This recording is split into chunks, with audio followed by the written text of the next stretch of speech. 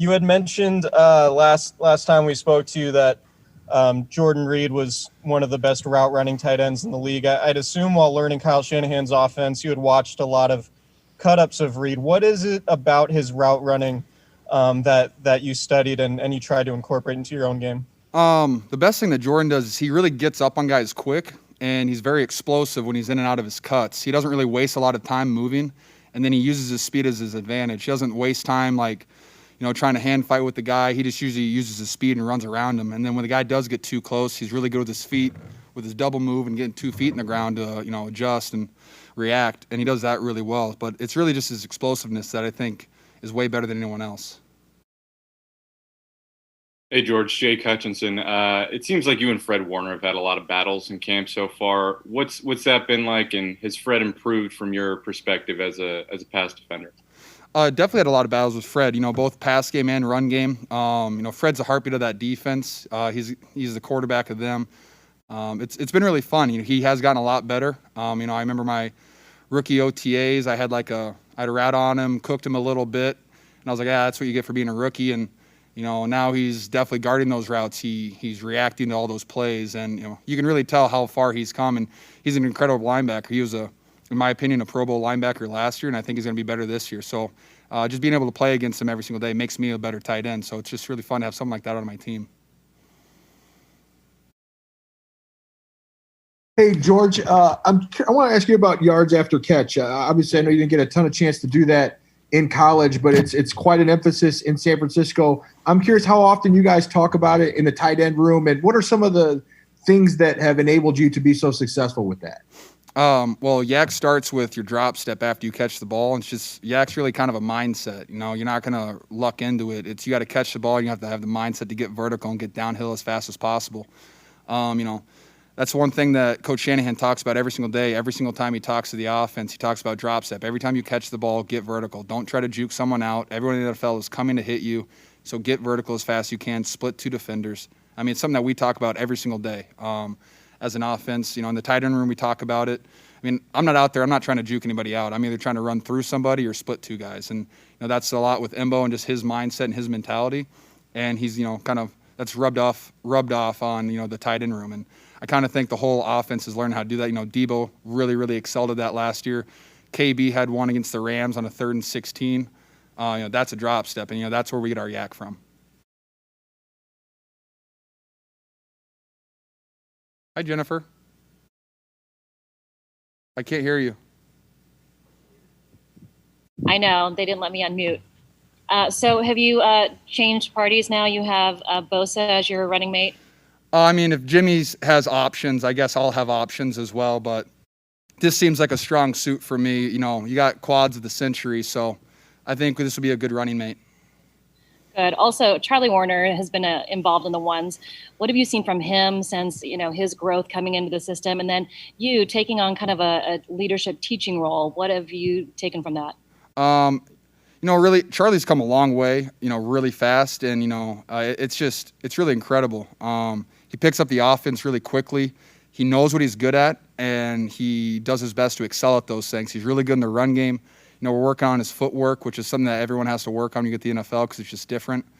But he has the right mindset. Every time he's out there, he's trying to get better. He's trying to improve every single snap, and you can see that. And it's a great energy and it's a great vibe to have, in the tight end room. And every single day he's improved from really day one that I've been working with him. I can tell how far he's come, and I can also tell that he has a long way to go.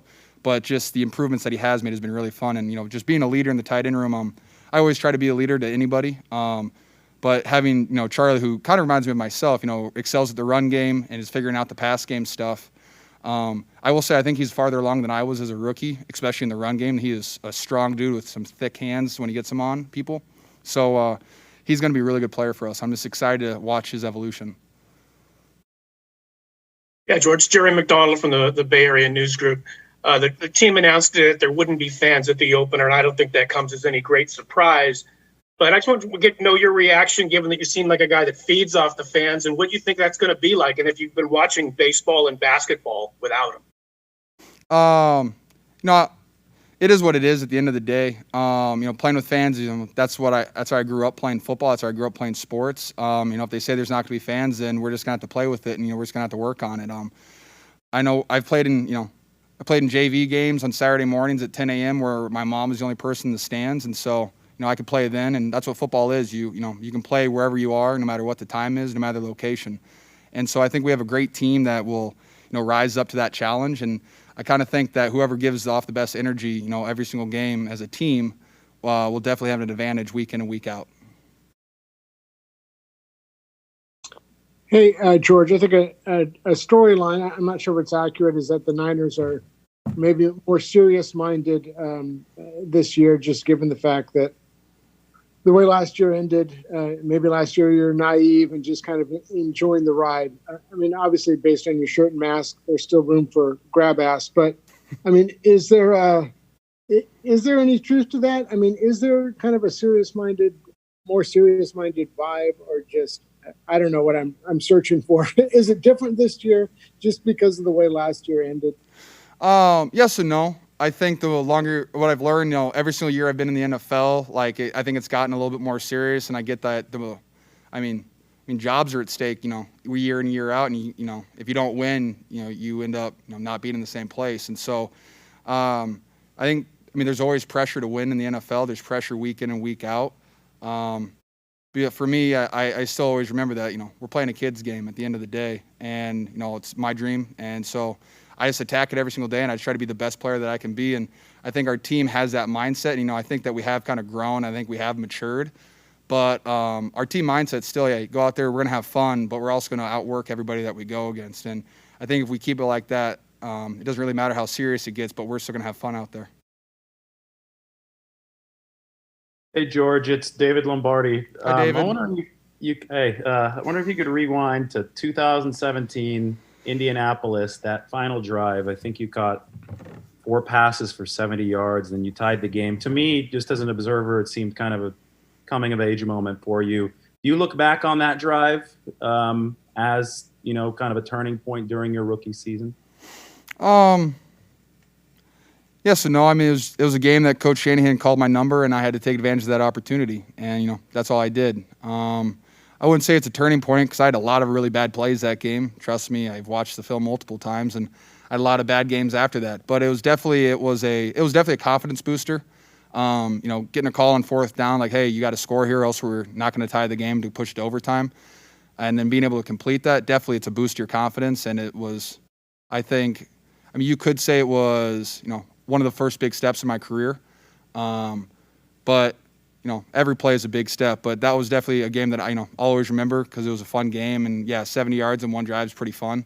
I guess you could definitely say that, David. George, what's the oddest or strangest request you've gotten from somebody since you've signed your contract? Someone Venmo requested me so they could buy a new HD TV so they could watch Jimmy G's Chin Line on Sundays. I said that's not my problem. Thank you for asking, though. Hey, George, what can you tell me about how you got hooked up with Chef Dave and what he was able to do for you this offseason? Chef Dave? How do you know Chef Dave? I know people. No, you don't. Yeah, I do. I know you. I'm kidding.